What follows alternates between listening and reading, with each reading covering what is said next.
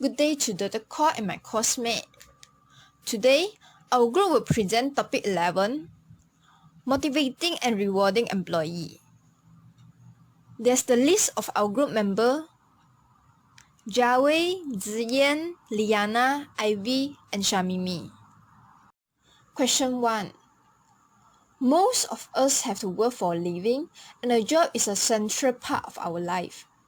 So, why do managers have to worry so much about employee motivation issue? In my opinion, employee motivation is a critical aspect at the workplace which leads to the performance of the department and even the company. Motivating your employees needs to be a regular routine. Motivation refers to the process by which a person's efforts are energized, directed, and sustained towards attaining a goal. There are several reasons why employee motivation is important. Mainly because it allows management to meet the company goals. Without a motivated workplace, company would be placed in a very risky position. Motivated employee can lead to increased productivity and allow an organization to achieve higher level of output. Imagine having an employee who is not motivated at work. They will most probably use the time at their desk surfing the internet for personal pleasure or even looking for another job. This is a waste of your time and resources. Moreover, without a fully engaged workforce, an organization will not be able to achieve its objective. Once employees no longer feel interested in their job, company will observe a corresponding decline in output and productivity. Managers who fail to address this issue head-on also jeopardize their own job, since the company rely on them to ensure that workers' consistently perform at high level. For question 2, the question asks us what is motivation. Motivation is the process by which a person's efforts are energized, directed, and sustained toward attaining a goal. Then, explain 3 key elements of motivation. 3 key elements of motivation are intensity, direction, and persistence. Intensity refers to the level of effort provided by the employee in the attempt to achieve the goal assigned to him. It refers to how hard a person tries to do a work. Second, direction. It relates to what an individual chooses to do when he is confronted with a number of possible choices. And the third one is persistence, a dimension of motivation which measures how long a person can maintain effort to achieve the organization's goals. Next, for question 3, Maslow's hierarchy of needs theory is a flawed model. Discuss this statement using examples to support your answer. In my opinion, I agree that Maslow's hierarchy of needs theory is a flawed model. This is because Maslow never presented his model as a pyramid, and therefore the original idea has become adapted. It cannot be applied to every person because some would argue that they do not require certain needs to be fulfilled in order to be a motivated individual.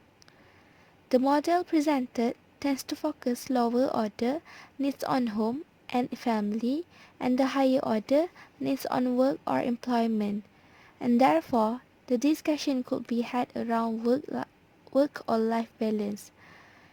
It does not have a balance between work and family life. Question 4. What role would money play in the hierarchy of needs theory, two-factor theory, equity theory, expectancy theory, and motivating employees with a high NAC? Money plays different roles in different theories. First, the hierarchy of needs. Maslow set up a hierarchy of 5 levels of needs, which are physiological, safety, social, esteem, and self-actualization. Money would satisfy the lower needs in Maslow's theory and work toward the higher needs. Physiological needs.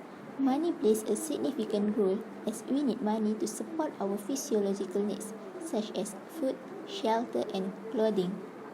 Safety needs. Money also plays its role as we need money to increase our security. For example, police and medical care. After physiological and safety needs have been fulfilled, the third level of human needs is social and involves feelings of belongingness. Money takes role as we need to overcome feelings of loneliness and alienation. This social need is like friendship and being part of a family. Esteem needs are the fourth level in Maslow's hierarchy. These involve needs for both self-esteem and for the esteem we get from others. Respect is most important for children and adolescents. When these needs are satisfied, we feel self-confident. Self-actualization are the highest level in Maslow's hierarchy. When all above needs are satisfied, then the need for self-actualization is activated. For example, one individual may have a strong desire to become an ideal parent.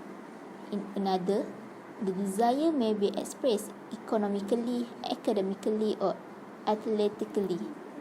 Money decreases in importance as we move up the Maslow's pyramid. Two-factor theory. In this theory, Herzberg underlined two different factors, intrinsic and extrinsic. Intrinsic factors arising from the job content or job itself, such as achievement and responsibility. Extrinsic factors arising from the job context, such as company policy, salary, and working conditions.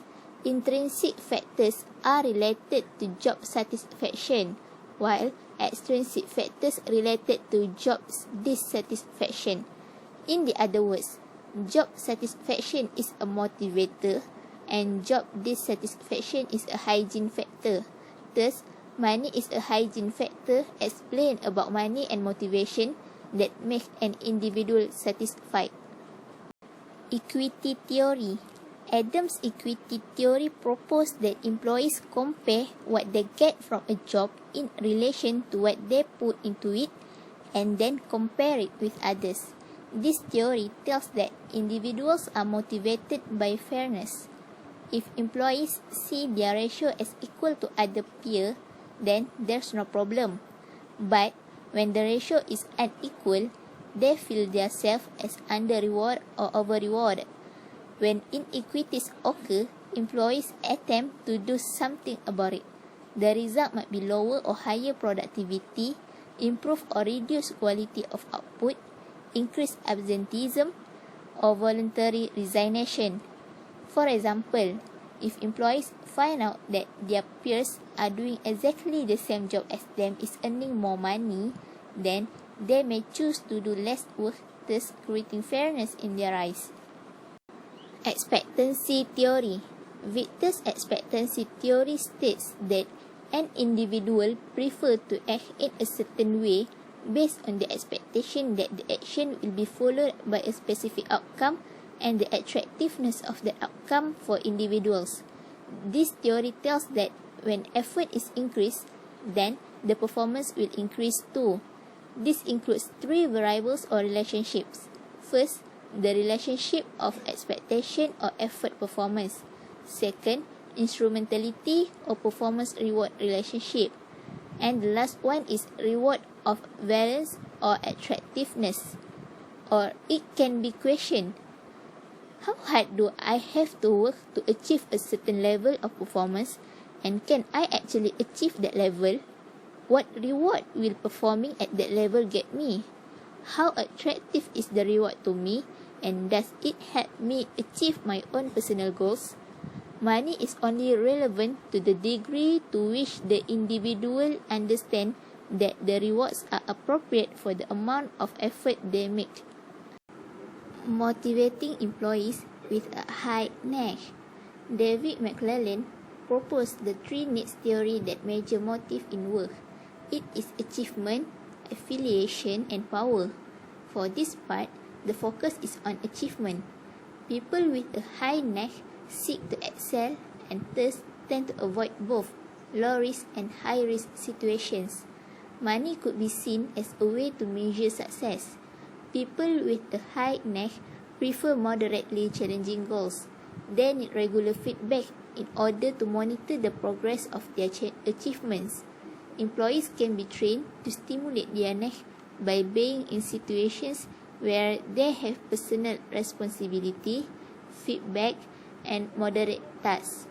High achievers focus on their own achievements. Question 5. What are some of the possible consequences of employees perceiving an inequity between their inputs and outcomes and those of others? Inequities influence the degree of effort that employees exert. If the ratios are unequal, inequity exists. That is, they view themselves as under reward or over reward. When inequities occur, employees attempt to correct them. On the basis of equity theory, when employees perceive an inequity, they might distort either their own or others' inputs or outcomes, behave in some way to induce others to change their inputs or outcomes, behave in some way to change their own inputs or outcomes, choose a different comparison reference, and or quit their job. Next question. What are some advantages of using pay for performance programs to motivate employee performance? Are there drawbacks? Explain. The main advantage of pay for performance program is to increase productivity. People do what they do to satisfy some need. They look for a payoff or reward. Pay is an important variable in motivation, and the manager need to look at how pay is used to motivate high levels of employee performance. Pay for performance programs are compensation plans that pay employees on the basis of some performance measure and are probably most compatible with expectancy theory. From the employer's standpoint, productivity may increase due to the employee's desire to earn a high income.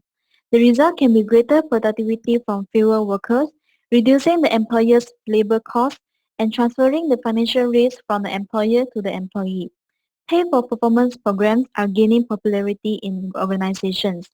Making a worker's entire pay conditional on performance measures focuses his or her attention and efforts on that measure, then reinforces the continuation of that effort with rewards.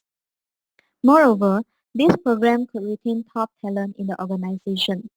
High-achieving performers who are happy with their income and work environment may be more likely to stay instead of exploring other opportunities. They can also attain a certain level of prestige and respect in the company due to their achievements. Next, flexibility. Employees who are paid based on their performance are typically judged by results rather than more subjective methods, resulting in increased flexibility. For example, life insurance salespeople often make their own appointments and set their own schedules. They will make evaluated not by how much time they spend working or the sales method used, but their sales volume. However, there are also some drawbacks for this program. The first drawback is lack of teamwork. Workers attempting to reach personal goals sometimes are less willing to be the team players. They might be hesitant to provide assistance to struggling co-workers because they view this as wasting valuable time they would be better to use to improve their own productivity. In some cases, conflict between employees arises from a lack of cooperation or the perception that one employee is hindering the performance of another to prevent him or her from achieving their goals. Next, employees' salaries are placed at risk. Failure to reach the performance measures can result in the forfeitures of a percentage of the salary placed at risk.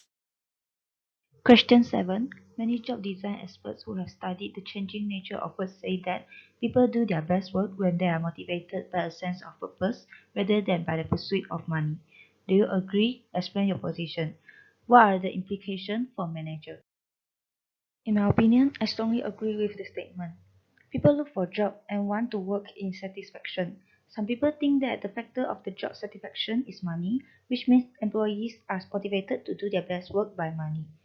But there are other factors that motivate employees and increase their performance, which is intrinsic rewards and extrinsic rewards. Intrinsic rewards is an intangible award of recognition, a sense of achievement, or a conscious satisfaction of a job well done. For example, the sense of satisfaction we get when we finish reading a long book, or the pride we take in doing a job well, especially is recognized by others. Some people believe that the most powerful rewards come from inside a person. People make their best performance when they are motivated by intrinsic matters, which are backing job satisfaction rather than extrinsic matters. Intrinsic motivation is internal to the person, which you offer to yourself, and is driven by personal interest or enjoyment in work itself. Employees who are intrinsically motivated tend to work at higher level of productivity and strive to develop professionally. Extrinsic rewards is an reward that is tangible or physically given to the individual for completing the activity or display the relevant behavior. For example, being paid a salary to do a job, being given a certificate once complete a training course, or being given a promotion for doing a job well. Extrinsic motivation is external to the individual and is typically offered by a supervisor or manager who holds all the power in relation to when extrinsic rewards are offered and in what amount. To motivate people by money, decrease their intrinsic interest in the job. When a goal to achieve is high salary and bonus, employees focus their mind on the money instead of performance itself. Here is some implication for managers in motivating employees by intrinsic rewards and extrinsic rewards. Unless workers have the requisite abilities, inner resources such as self-belief and resilience, and supportive work environments, it is difficult to make or sustain meaningful change. If all the employees are working towards a same goal, they will be spiritually motivated and will work their best to attain the goal. And the intrinsic rewards and extrinsic reward easier for manager to lead, control, and monitor to the whole team, as all the employees have their own goal. And one of the main goals of managers is making sure employees feel motivated to work. Question 8. As a manager, what would you need to know about goal setting theory as a motivation tool? As a manager, I should know that working toward a goal is a major source of job motivation and that having specific and challenging goals are preferable to a general do your best approach. I should also know that including my employees in assigning goals can be important in getting them to buy in, but it won't necessarily lead to superior performance. Finally, I should encourage self-generated feedback where possible. Research shows that when an employee monitors his or her own progress, they are more motivated than when the feedback comes from someone else. That's the end of our presentation. Thank you for watching and have a nice day.